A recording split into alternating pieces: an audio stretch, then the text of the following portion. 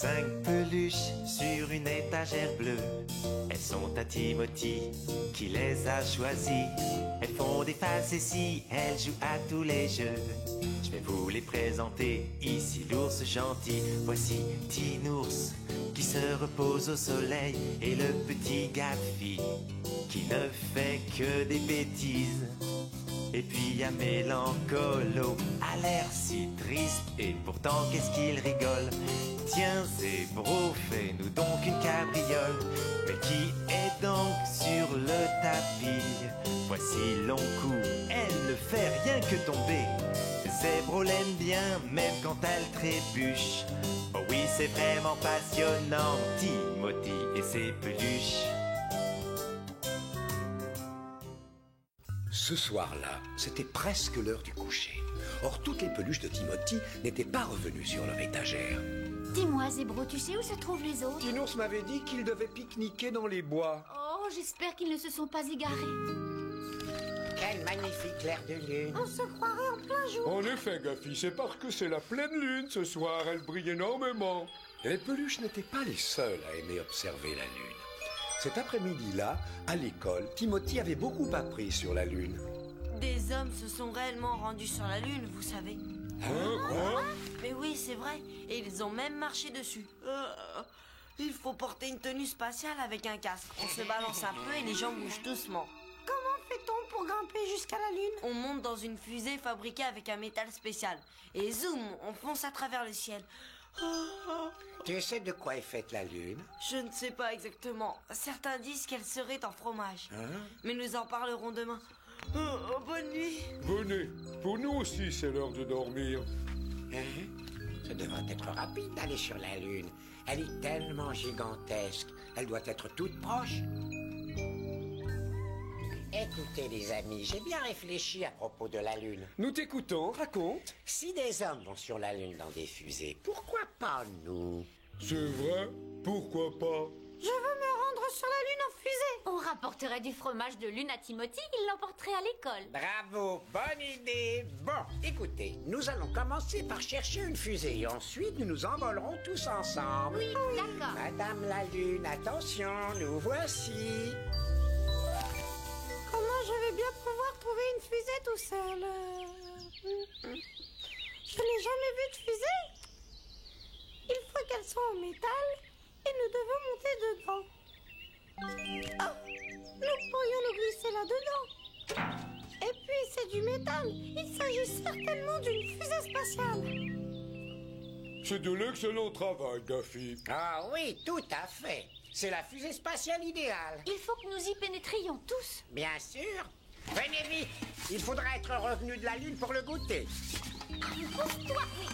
Ah mais non, laisse-moi un peu de place. Attendez-moi. Faites de la place à Gaffy, laissez-le monter à bord. Merci. Et maintenant, que faisons-nous? Notre fusée fait zoom et nous partons pour la Lune. Mais c'est là le problème. Cette fusée ne fait pas zoom du tout. Mais Timothy n'a pas dit que la fusée faisait zoom. Ah oui, tu as raison, c'est nous qui devons faire zoom. C'est certain.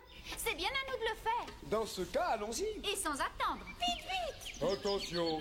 On respire fort. 1, 2, 3, zoom. Nous avons décollé. Nous volons. Continuez de faire zoom ou alors on va ralentir. Zoom, zoom, zoom, zoom, zoom,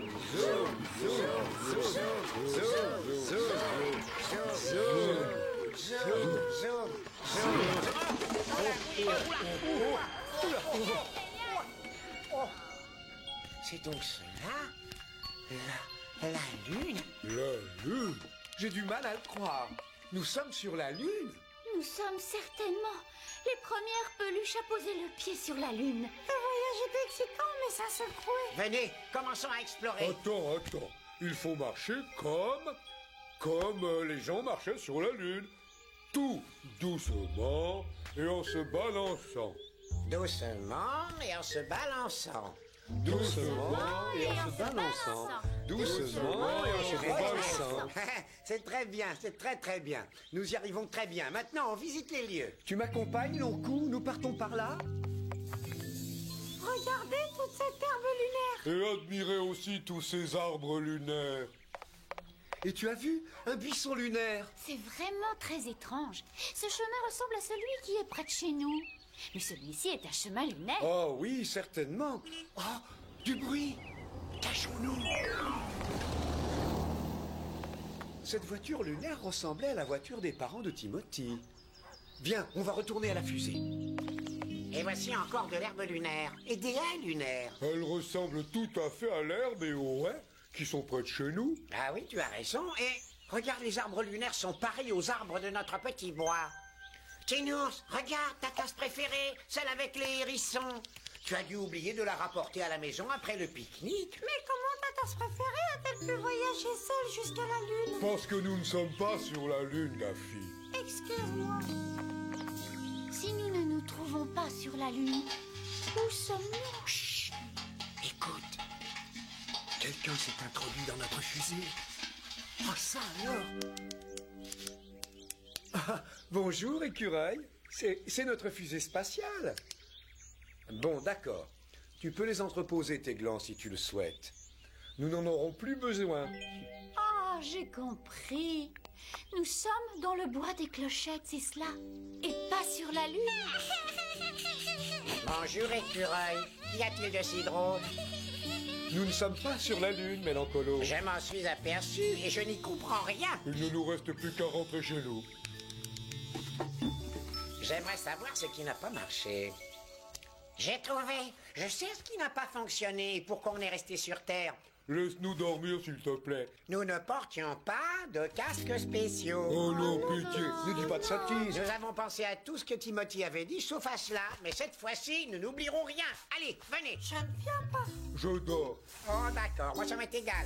Je n'ai pas besoin d'une bande de peluches. Je vais me rendre tout seul sur la Lune. Rapporte du fromage de lune, s'il te plaît. Bien sûr que j'en rapporterai. Je décolle pour la Lune, tout seul, et ce soir même. Mon plan va marcher, vous verrez. Mais oui, ça va faire un super casque spatial. Avec lui, j'irai sur la Lune. Vérification, casque spatial, sac pour le fromage.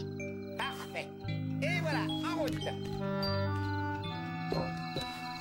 Jack, réveille-toi. Jack, debout. On part en voyage. On va s'envoler tous les deux pour la Lune.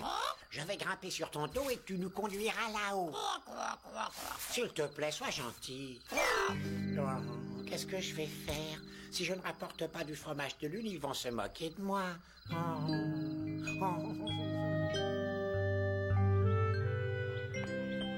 Bonjour les amis. Hé, où est Mélancolo? Il a dit qu'il partait sur la Lune. Quelle fantastique aventure! Mélancolo! Et quel long voyage, dis donc! Des centaines de kilomètres, des milliers de kilomètres pour pouvoir atteindre la Lune. Pareil au retour, hein? Oh! Oui, j'ai marché tout doucement sur toute la surface de la Lune. Si vous m'aviez vu, vous voulez voir ce que j'ai trouvé? Un morceau de fromage en direct de la Lune. Tu l'as vraiment pris sur la Lune? Bien sûr que oui. Mélancolo, mais c'est fantastique. Tu as déjà mordu dedans, on dirait. C'est un très long voyage et cela donne faim. Timothy, as-tu pris du fromage dans le réfrigérateur? Non, J'en ai besoin pour ton déjeuner. Ah, tiens, le voici. ce fromage nous appartient. Oui, tu as dû l'emporter hier soir quand tu dormais à moitié. Tiens, tu as mordu dedans. Ce n'est pas conseillé de manger du fromage avant de dormir. Ça peut causer de drôles de rêves. Mélancolo. Tu nous as dit que tu avais rapporté ce fromage de la Lune. Tu as dit que tu avais marché dessus. Moi, j'ai dit ça? Eh bien, moi, j'ai dû manger trop de fromage. Ça m'a provoqué un drôle de rêve, voilà. Timothy pardonna vite les mensonges de Mélancolo. Il n'avait pas très envie que ses peluches s'envolent pour la Lune.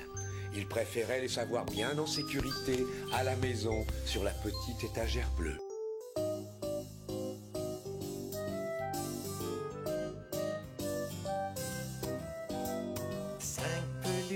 Sur une étagère bleue, elles sont à Timothy qui les a choisies. Elles font des facéties, elles jouent à tous les jeux. C'est vraiment passionnant. Oh oui, c'est vraiment passionnant. Timothy et ses peluches.